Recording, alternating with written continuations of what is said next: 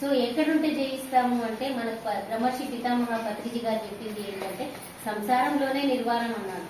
So అక్కడ ఎక్కడో వెళ్ళి అందరినీ వదిలిపెట్టి మనం వాటిని చేయక్కర్లేదు.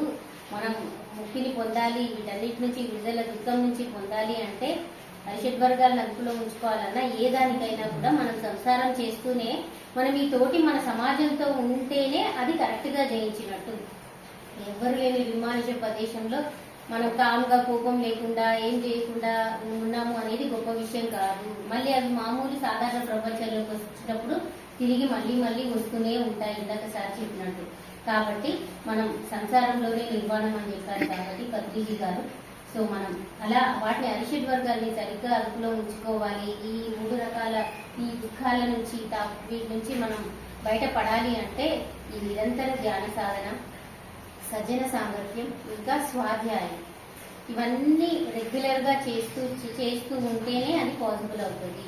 మనం ఎప్పుడు కొన్ని రోజులు పక్కకి వెళ్ళినా మళ్ళీ అవి మన దగ్గరికి వస్తూనే ఉంటాయి. కాబట్టి మనం దానికోసమని ఎప్పుడు సాధన చేద్దాం మాస్టర్స్.